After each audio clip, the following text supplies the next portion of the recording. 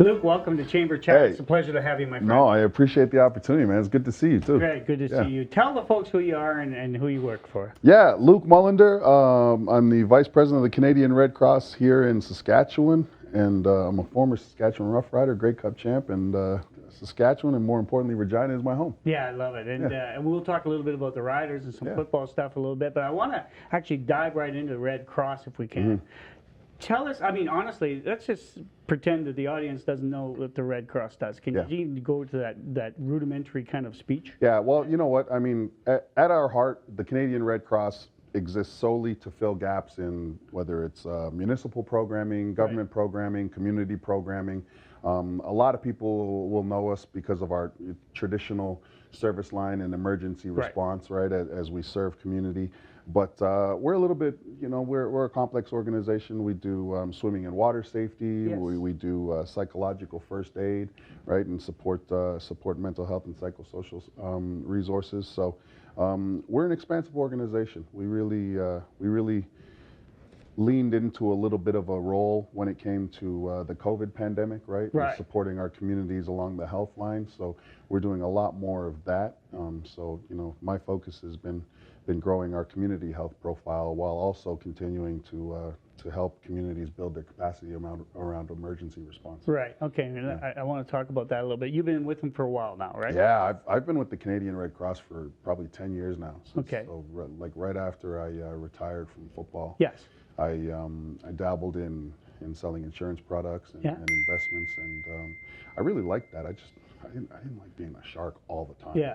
And man, the people who are really successful, I give them so much credit because you have to be so focused in on that role all the time. And it wasn't the role for me, but I was glad I did it because it helped me realize, like, hey, look, I got to find something I'm passionate about in order to really start growing as a person. And you and I talked a little bit about passion. I mean, that truly drives you, right? Yeah. It's funny when you play at a high level of anything, you don't realize how much you actually put into it. So playing for the Saskatchewan Rough Riders and moving into the Canadian Red Cross, I didn't realize, like, I had put everything into being a high performance athlete from high school through college, and that included working out, eating right. And so there was a time period where I needed to find something that I was passionate about. Otherwise, I was going to be miserable. Yeah. And so thankfully, growing with the community was something that I really attached myself to. So how big is the footprint for Red Cross in Saskatchewan? How many people are involved? Well, we've got a base of about 400 volunteers. Wow. Staff of over 100 folks. Because obviously we have a lot of people that work for our national systems. We sort of exist as part of a national Canadian Red Cross. Right. I oversee all our operations in the province, and then I sit at the executive with my other colleagues across Canada. So we have people who work in Saskatchewan that actually work for our national systems. We have a lot of national bench strength, and then obviously, you know, we talk a lot about our international role in supporting humanitarian disasters and responses throughout the rest of the world, right? We spend a lot of time talking about that, and if Saskatchewan can ever play a role in a need that's across the ocean, then we jump in. Have you taken part of some of those in international? I have not been in an international response, and I really want to go because a former colleague of mine said that sort of changed the perspective about the whole Canadian Red Cross for them when they went and got involved in something that was international. But you know, there's also that piece where you don't want to get in the way. You know, you have experts there, and I can't tell you, it's one of the reasons why I enjoy working with the Canadian Red Cross, because I'm a small piece of the puzzle, and I'm in awe of the people that have so many years of experience. Yeah. There's people in Saskatchewan that have been awarded the Order of the Red Cross. It's our highest sort of recognition in all of the country. Right. And the experience that they have overseas and even within the country, going all over the place, and some of the responses that they were involved with in Saskatchewan, it's a pleasure to work for people like that. You know what I mean? And give them the resources that they need to do their job really well. The organization means many things, but I think of it as community, right? And, Totally. and you spend a lot of time working with different communities throughout Yeah. the province. Tell us about that, like First Nations, Métis, Yeah. some programming right now. Yeah, Yeah. it's interesting. When I first sat down with the Red Cross, we kind of, in this province, we kind of didn't know where our role was. And I think Yeah. that it was because we did a little bit of everything really well, right? But when I sat down, one of the first things that I talked about with our leadership team, and I realized is 90% of the work that we did was actually with Indigenous communities. Right. And so I felt like, well, if that was the case, then we've really got to lean in to an Indigenous strategy that also promotes, our reconciliation, Yeah. that also acknowledges community capacity. And more importantly, we realized that, hey, community had the capacity to support, things like nation-to-nation emergency response. But that was the right way to go because that was self-determined. It was Indigenous planning. It was Indigenous leadership at the planning table and directing their communities. And so, again, our mandate at the Red Cross is to fill gaps. Right. And so it's really nice to say, hey, where do you need the Canadian Red Cross? Because we can do a number of service pieces, right? But if you don't need them, we don't have to do them. Right. And so therefore, we're truly filling in the gaps, and we can do that for our provincial government, for our municipalities as well. But it's been a revelation to me. I've learned a ton because of us sort of leaning into to supporting our Indigenous communities. Taught me a little bit about myself. I'm Maori. I'm from New Zealand, right? And it was nice because getting to know some of the culture and some of the things that our Indigenous communities here really get behind. It was nice because it reconnected me with some of the path that I had, being from New Zealand and having family members in New Zealand that are proud Maori. So it's been really nice. That's excellent. Yeah. I love the story. The Indigenous work that you're doing, is Saskatchewan leading the nation on that? Yeah, I think we are. So Yeah. Saskatchewan's, as long as I'm involved in the Canadian Red Cross, we're always going to support community response. We're always going to want to engage in responses that are led by community, that support nation-to-nation response. We're always going to work with our Indigenous communities, in the winter months on building their capacity so they can continue to lead their responses, right? And for us, obviously, we can provide training and emergency support services, first responder training, things like that situate them a lot better off when it comes to being able to plan for their responses. So as we go on down the line, the Canadian Red Cross is going to have to do less and less and less because our communities are going to be doing more and more and more. And that's been great to see because that's been the plan for their leadership the entire time. Self-determinance and self-governance governance is something that they believe in, and we're happy to be a small part of that. And you transfer that knowledge and skill set to them. Yeah, absolutely. Right? Yeah. So let's give a real example of that, because right now we're towards the end of summer here. I think fires is something that you actually spend a lot of time kind of making sure that communities are prepped. Right? Yeah. So communities are really obviously, some of those communities are isolated, right? And they're a little bit, they're far north, and when they decide that it's time to leave community because of smoke or because of fire, it takes a massive effort on the planning side, right? I mean, you've got transportation of hundreds of people, you've got to reach out to hotel systems and host communities. So there's an entire process that and to add to that, you have just the anxiousness and the anxiety of having to leave your home. I can't imagine it. I always talk to our team like, hey, look, I get it. We're a little bit stressed here, and you know what, we're working hard. But just imagine the folks that have to leave their home right now. Exactly. Right? We're nowhere near their situation, so let's be as empathetic and as quick to close time windows for community as we can. Yeah, good for you. I'm so interested in that type of prep work that communities do. But this is a chamber Right.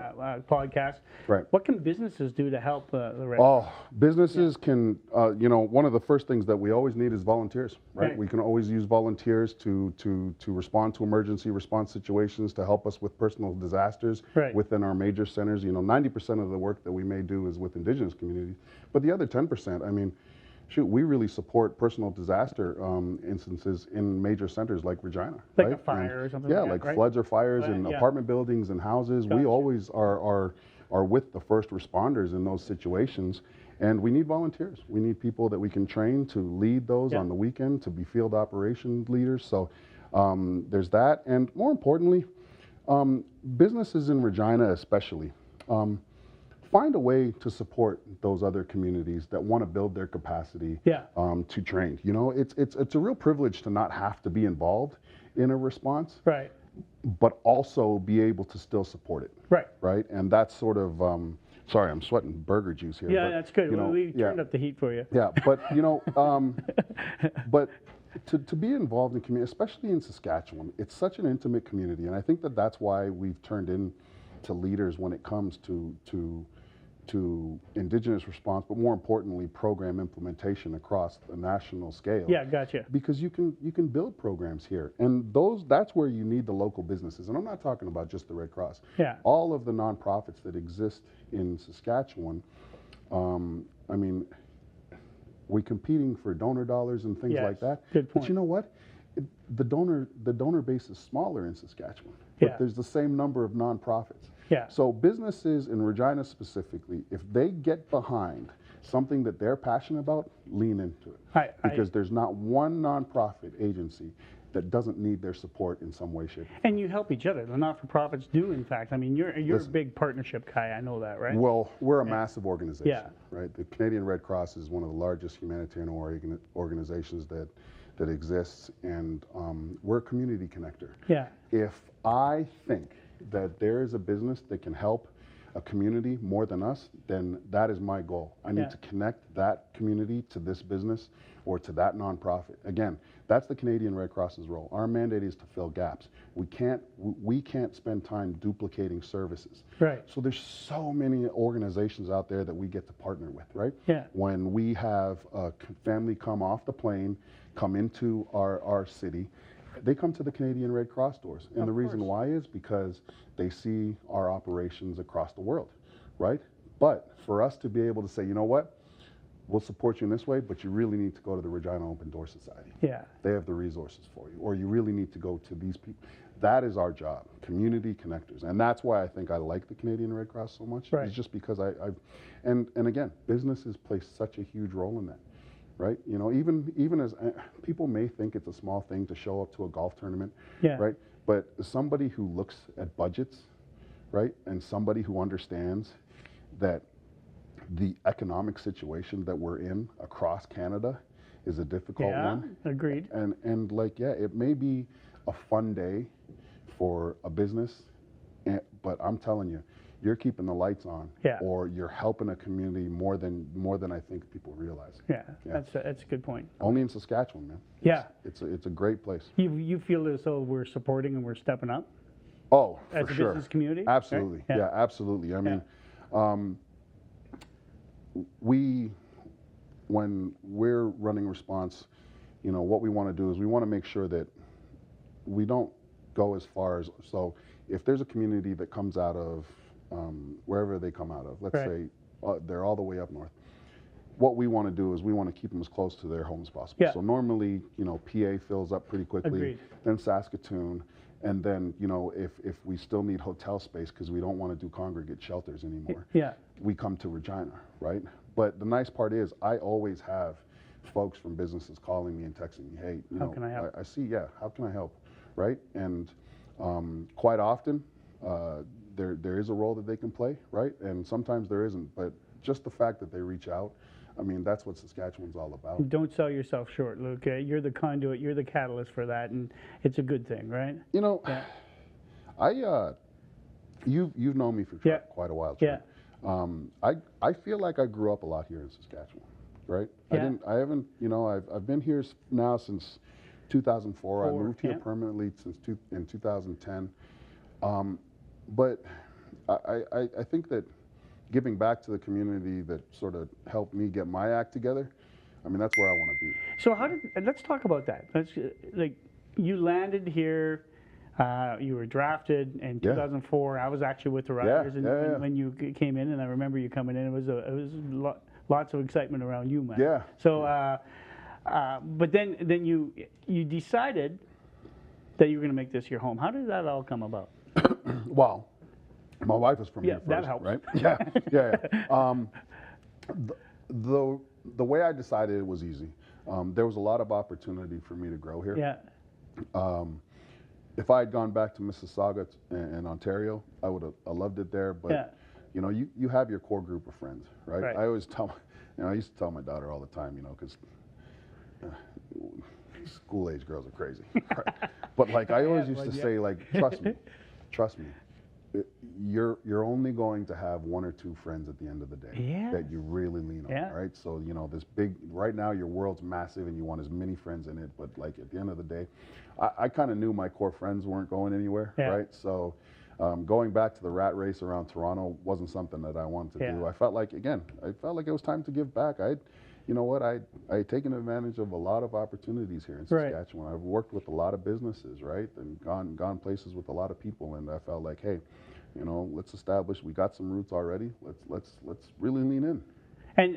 And where you landed with the Canadian Red Cross in Saskatchewan, leading that group, you were talking about passion. That's truly what you're all about, right? Well, it was nice because I feel like, you know, the Chamber has a small piece in my story because, I mean, when I first got to the Canadian Red Cross, I didn't step right into the vice president role. No. Right? You actually went through the whole, I remember that. I started out working with businesses to build our Imagine No Bullying campaign at the Canadian Red Cross. Yeah. We used to do a great bullying campaign, and this was part of the Canadian Red Cross's thing. Like we were asked, you know, by the Ministry of Education and School System to provide some resources around, you know, bully prevention.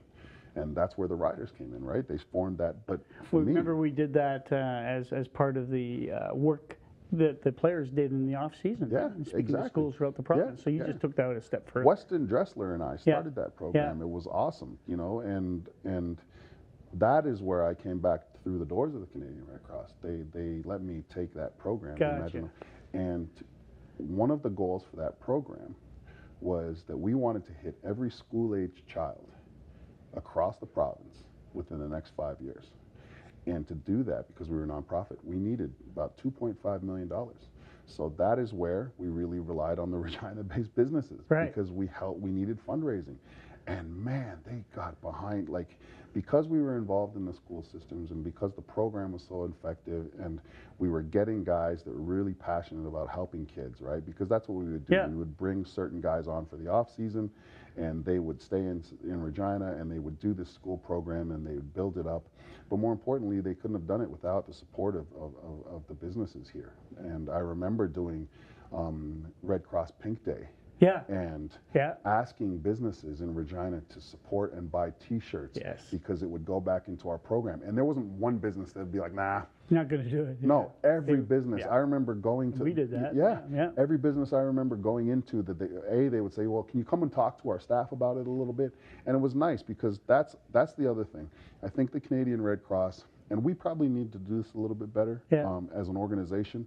The Canadian Red Cross, the people that we help, those are the people that are working for the businesses in Saskatchewan. Right. Those are the people that have school kids in schools, right? You know what I mean? So we're truly, you know, supporting community, and I think that it's inclusive of everybody, right? And so that's where I got my start, and it just so happened that leading that program and then turning into a fundraiser and leading the province in terms of fundraising and getting involved in Manitoba as well, situated me well to have a tangible conversation about leading the whole organization here. You got to be proud of the work that's been done, and certainly the work that you've done, I'm guessing, right? I'm proud of our team. Yeah, I'm proud of our team. Yeah. We have, you know, I wish they could sit here with me. Yeah. Because I've got such incredible experts and people who care about the community. I have, you know, one of our leadership team members, Dee Friday, she's been in our organization for over 20 years. And she just stepped into a leadership role now, and she's got us farther than we've ever gotten. Oh, that's brilliant. On the Indigenous piece. Yeah. Dave Smith is one of our top strategic guys, right? We have Georgie, who is a relationship just master. You know what I mean? Like, Yeah, good people. I'm like you, man. I'm a generalist. I help people sort of set a plan, Yeah. and then I get out of the way. Yeah, 'Cause absolutely. If I'm doing it, then we're all in trouble. Yeah, I hear you. I don't want to leave the conversation without talking about your work outside of the Red Cross, which Yeah. is, of course, is working with Harvard Broadcast. Yeah. I believe, and I mean this sincerely, that you're the best football analyst in the country. And Thank you. I honestly this year spent a couple nights at the lake listening. I've season appreciate tickets, that, of man. course, but Yeah, yeah. listening to you, and I actually love the analytics you put into it. But Yeah. you paint a picture, and you got some good humor. Yeah. Do you love doing that stuff? Yeah. It's a great balance. Yeah.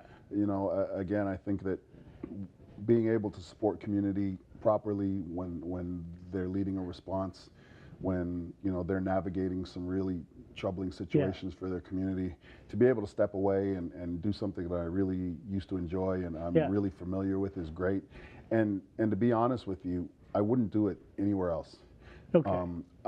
It's really motivating to know that cottage country is listening to a game. Yeah. That are farmers who are in the field. Yeah, absolutely. Who could just as easily stream it on TSN. Yeah. That those families still tune into the game. Agreed. To our truckers that are moving grain, the fact that they tune into the game, like, man, it's so cool to know that we're part of someone's day who works harder than any of us ever have. You know what I mean? Yeah. Like, we're part of somebody's day that is making the true sacrifice. In the locker room you talk about, we need to sacrifice. We need to, our families here in Saskatchewan, in the ag industry specifically, they're really setting the tone for the rest of the country. And so to be part of that, like to be a small part of that. You're being heard, right? Yeah, dude. Yeah. And it's important to them. Yeah. Right? Like, look, I got Saskatchewan green on now. It's important. Yeah. You know what I mean? Well, I've always talked about the fact that it's interwoven into the social fabric of the province, right? Totally. But your voice is now too, right? Yeah. Yeah. You know what? I'm a small part of it, right? But again, it's so much bigger, right? Yeah. And that's what. And now I think that, again, we talked off screen. Like, I've taken on a little bit of a mentorship role with certain guys that have stayed in this province, and I think that's it, man. Is that I've had, I didn't become vice president of the like by myself. No. I had to lean on mentors. You know what I mean? I had to find guys like yourself that were sort of a beacon of like, okay, here's where I need to, you know what I mean? Yeah. And so for me, now that I am wherever I am, the people that are coming up behind me now, that's a real opportunity. You know what I mean? So. Well, when you get the gray in the beard, you mentor, right? Yeah, yeah, exactly. Yeah. I got a little bit more to go. Yeah. Well, you're not even close. Yeah. But look, I tell you what, our province and our city and our community is better off having you here. And I tell you what, I've been a big fan of yours and will continue to be so. So I thank you so much for joining Chamber Chat Thank today. you, man. This has been awesome. Thanks for the opportunity. Okay, take care. Chamber Chats is produced bi-weekly by Skycron as a service to the Regina business community. We produce many series, including the television series Go Nitro for NBC Sports, CBS, and Fox, as well as corporate videos, events, and live streams, all right here in Saskatchewan. We can do the same for you. If you have a video project for your organization, call us at 306-720-0097. And let's get started on your next project.